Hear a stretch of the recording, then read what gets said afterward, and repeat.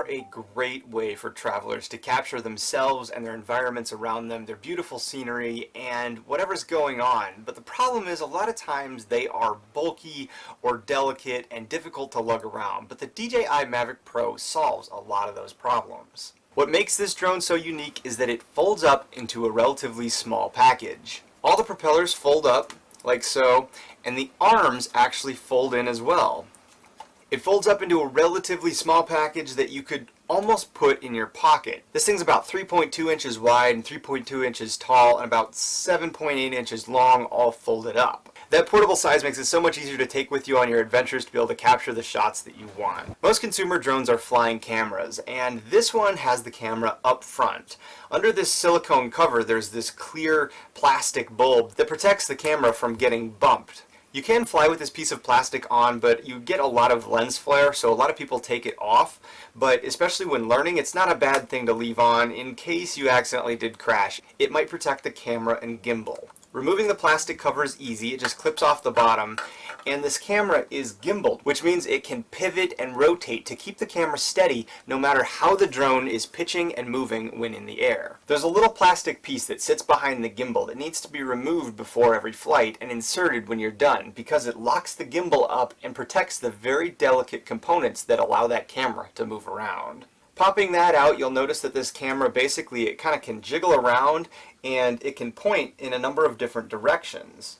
The camera can point straight down all the way up to about 30 degrees above the horizon. The camera on this drone has a 12.35 megapixel sensor on it, and it can take pretty high resolution pictures and shoot video up to 4K. The sensor is relatively small. It's a 1/2.3 inch sensor, so it's not great at really low light, but if it's a bright day and you're out in the middle of the day, it captures some pretty stunning, sharp quality pictures.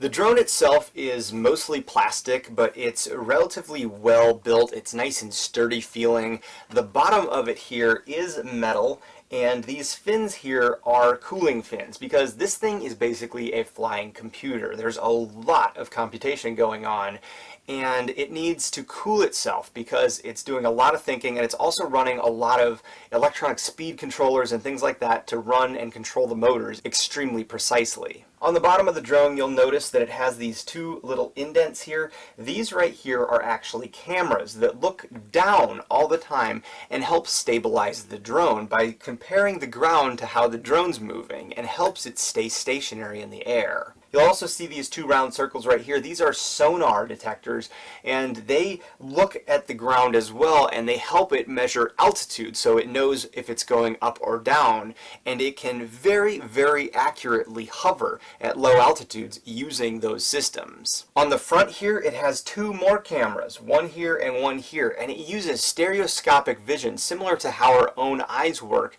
to figure out if something is in front of it. The onboard computation uses those cameras to provide obstacle avoidance. Unless it's turned off from your controller, this drone will actually prevent from crashing into something when flying forward. If landing protection is on, it will also use the cameras on the bottom from crashing into something when it's going down. Now, it doesn't have any obstacle avoidance on the side or back, so that's something you have to note when flying this around. If you're going sideways, you could fly right into the side of a building, and it's not going to do anything to help you prevent that. Now, this little drone sits extremely low to the ground. It sits up on the legs on the front, and on the back here it just has this one little leg that it sits on here, and that makes it kind of difficult to take off from grass or anything like that because it's so low and these propellers are so close to the ground. It's not recommended by DJI, but you can take off from your hand or someone else's hand. You can actually hold it out and take off from their hand, and I frequently land that way as well because it's just not really designed to land on anything but a hard surface. What's pretty incredible about this drone is for its size, it has an incredibly long range. In the US, you could see upwards of 4 miles range, controllability, and live video stream from this drone back to your controller. If you're flying elsewhere in the world, this drone will automatically derate itself for the European standards, but you're still going to see over 2 miles of range out of this drone. Being able to fly that far away, you would need decent flight time and speed to actually make use of that, and this drone will get about 20 to 25 minutes of flight time and can fly at speeds up to 40 miles an hour. That 40 miles an hour, however, is only if the obstacle avoidance is disabled and you put it into sport mode. Sport mode enables the drone to pitch a lot further forward and fly extremely fast, but the obstacle avoidance up here only works at about up to 20 miles an hour. To achieve those speeds and flight time, the drone is relatively light. It only weighs about 1.6 pounds. About half pound of that is the battery itself. The battery sits atop the back of the drone here. It's kind of piggyback, and it has these two release buttons that you squeeze to pop the battery off. The battery is an 11.4 volt lithium ion polymer battery that has about 43 watt hours of power in it. The battery is fully rechargeable, and you will get a DJI charger that is designated to charge this battery when you purchase the drone. The batteries are extremely smart as well. There is actually a computer inside each one of these batteries that monitors all of the cells, makes sure they're within characteristics, and will prevent it from doing something dangerous that could possibly catch fire or damage itself. If you push the button on the top here, that's actually how you turn on the battery, and that's actually how the drone is turned on too. You don't really turn the drone on, you turn the battery on and start providing power to the drone. If you push that button, you'll see lights on here that are giving you a general indication of how much power is in the battery. When hooked up to your controller, you can see all the characteristics of the battery, including how many times it's been discharged, how many times it's been charged, and the batteries will also automatically discharge themselves from 100% full down to about 70-80% to protect themselves, as lithium-ion polymer batteries are not good to be left fully charged all the time. Because all of this is built right into the batteries of the DJI Mavic, it makes it really nice. You don't have to think about it, and they should last a very long time. In addition to the cameras and the sonar that this drone has, it also uses GPS and GLONASS, the Russian GPS system, to help find where it is in the world and stabilize itself. That means if the wind is blowing, it would normally just blow this thing away if it didn't have some sort of stabilization, but it's going to use that GPS to help lock itself in position in the sky. That makes it a lot easier for you to fly it and control it, because you basically don't have to think about the wind anymore. This little drone amazingly can fly in winds 20 to 25 miles per hour without any problems. So now let's take a look at the controller. This is the controller that comes with the drone, and as you can see, it's relatively small and compact as well. Just like the drone, this thing folds out as well. The antennas themselves are right here on the top, and they click together and fold out, and they need to be folded out before flight. On the controller itself, it has a screen here that'll display a whole bunch of information about your flight characteristics and such. And how this is designed to work is that it's designed to put your own device into this cradle that folds out on the bottom of the controller here. You do need an Android or Apple device to fly this drone and be able to see what it's seeing. You can set your phone or device into the cradle here and collapse these around it and fly the drone just like so, looking at what the drone sees on the screen right here. The controller plugs into your Android or Apple device via a cable that plugs into the side here and runs down and actually plugs into the phone right here. You have to connect your phone like so to the plug and then slide it into the controller. You also need to get the DJI Go 4 app to fly the Mavic, and you're going to have to create a login with DJI to be able to use it. Personally, I like to fly on a much larger screen, so we use an iPad, and I use an adapter that actually slides into the position where the phone would slide into and raises the iPad up. The only drawback to that is that I cannot see the screen easily on the controller, but on the DJI Go 4 app, you still get all the information that's displayed on the Mavic screen here. The controller is designed to connect to another device via a USB port. It has a full-size USB port on the bottom of the controller here, and we use this little coiled USB connection to plug the iPad directly into the USB port on the bottom. It connects to the DJI Go app just like if you were using a phone or a smaller device, and it really works well. The controller is rechargeable just like the batteries for the drone itself. The charger that's designed to charge the batteries also has USB ports on it and is designed to be able to charge the controller, which you actually plug in the charger through the same port that your phone plugs into.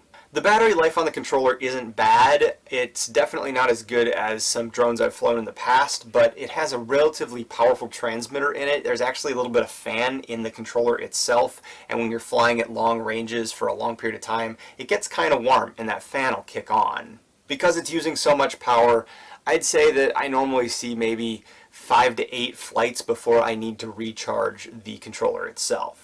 So this drone can be flown with just the controller, even without a phone. You can turn it on and it'll connect, and you can use this information here to fly the drone around. You have controls on the controller itself to take pictures, take video.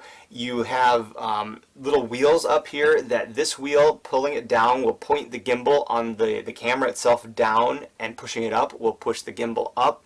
Over here you have controls to scroll back and forth and adjust the ISO and sensitivity of the camera. On the right hand side of the controller here, you'll see a little button that says Sport, and this button can be flicked down or up easily on the whim, and what that's going to do is when it's flicked up into sport mode, it's going to disable all the obstacle avoidance on the drone and make it be able to fly a lot faster. In normal mode, the drone will fly 15 to 20 miles per hour and is kind of sluggish. You can change all of the parameters of how it flies in the settings of the app, but in sport mode it's a lot faster, a lot more responsive, and you can really get somewhere quick because it'll push the speed to about 40 miles per hour maximum. On the bottom of the controller you also have 2 buttons here. They're kind of hot buttons that can also be programmed to do different things, and a lot of times the app will pop up with a question like, are you sure you want to enter or exit this mode? You can select yes or no just by pressing these buttons here, so you don't really have to take your hands off the controller very often at all. So you can fly the drone with just the controller and a phone or an iPad, or you can actually fly the drone with just your phone as well. On the side of the drone there is a slot for an SD card here, and it can take, I believe, up to 128 gigabyte SD card. We typically run a 64 gigabyte SD card in the drone,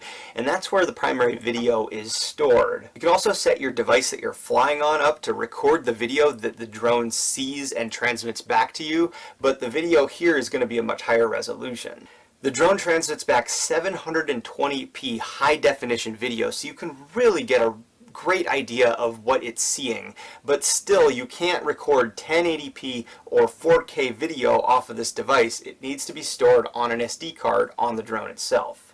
Inside this little slot here, there is a switch that says Wi-Fi or RC, and if it's switched to Wi-Fi mode, you can actually fly this drone using your phone alone without the controller at all.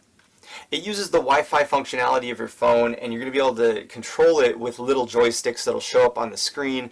However, it's going to be very limited in range and functionality because you just can't go very far, a couple hundred feet. But if you didn't want to take the controller with you, go for a hike with just the drone, you could still get it up to take that selfie without using the controller at all. So all this may sound pretty complicated, and there is a lot to it, but the learning curve is actually not as steep as you may think. Because the drone has such incredible stability in it, and there's a number of beginner modes that you can turn on in the app, learning to fly is actually quite easy. You can take off and just let off the controllers, let off the sticks, and the drone is just going to hover right there. And all you have to do is just learn how to fly it forward, back, and everything very slowly until you really get the hang of it. You can learn to fly it at your own pace and slowly integrate all of these advanced features that come with the drone. There's so many additional features that are really great for cinematographers as well, like autonomous flight functionality where you can tell the drone to circle an object, or you can have it track an object and have it follow it automatically. You can tell the drone to fly a path or follow the terrain automatically so that you don't accidentally crash into a rock. There are so many things that you can do with this drone, more than I can cover in the video today.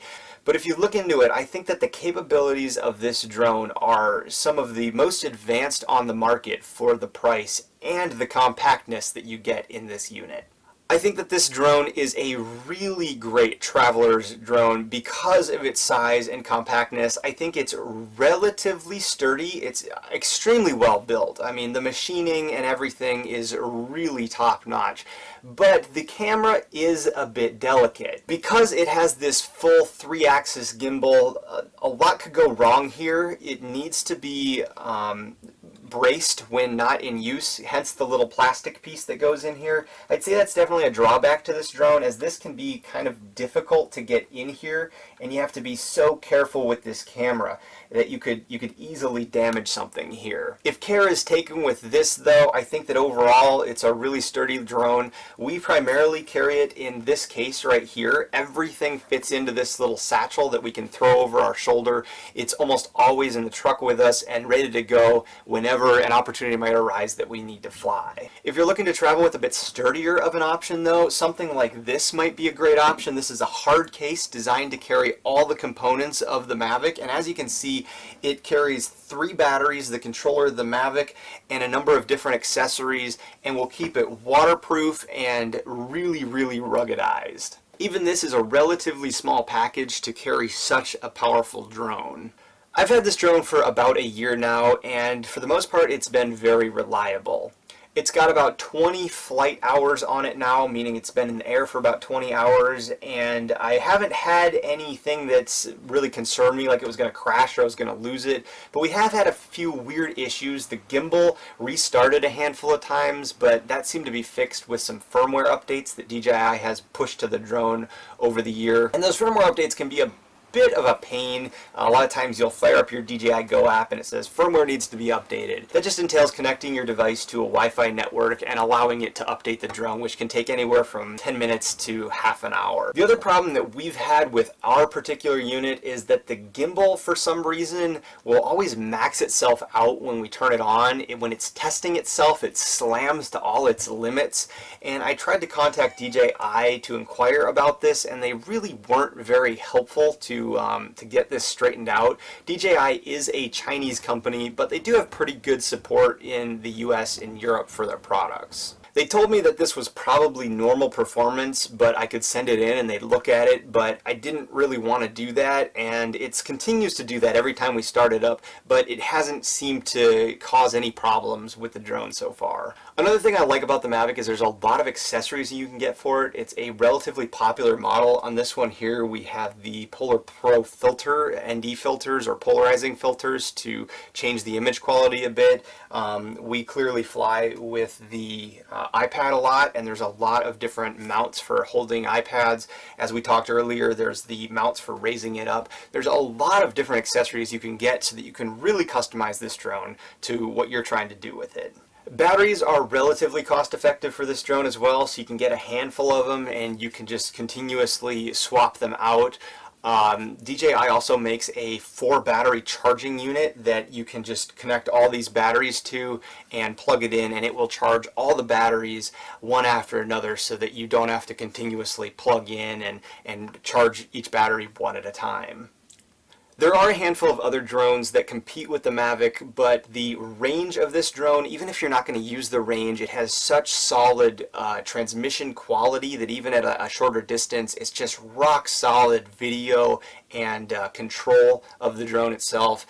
The functions and features, those additional autonomous functionality, the obstacle avoidance, all of this comes together in such a nice package that I think really gives it a lot of bang for the buck. DJI is also a real leader in the consumer drone market. They've been through a number of their different drones, the Phantom series all the way up to their Inspire series, and they've really taken a lot of the learnings from those drones and packed them into this drone to provide a really nice package and give you a lot of features.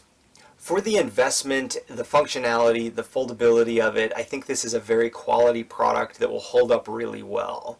Now that this drone's about a year old, DJI did come out with another product, the DJI Spark, which may be even a little better for travelers. It's a little bit smaller, probably a little bit more robust, but lacks a few of the features like the range and the quality of the video. While this is our go-to drone and we use a lot of video from this, there are some drones out there that will provide better video quality. The sensor in this is really small, so you're going to see it wash out a little bit more. You're not getting a really big depth of range in the contrast. And it's also going to grain up a lot more as the light goes down. If you're flying after sunset, you're going to see a lot more grain in the footage compared to something with a larger sensor. If you're looking for a drone, especially something to travel with, the Mavic offers so many features and takes such great video that I highly recommend it for anyone looking to travel with a drone. It provides a lot of features. The compactness, the robustness, and the quality all come together to make this a really great middle-of-the-road package. I will provide some links in the description below this video for this drone itself and some competitors and some more information that might help you out in making a decision if this drone is right for you. As always, thank you so much for watching Road Gear Reviews. I'm Tom from Morton's on the Move, and we will see you next time. If you have any questions or comments, please leave them below. Also be sure to subscribe to our channel for weekly uploads of our travel product reviews.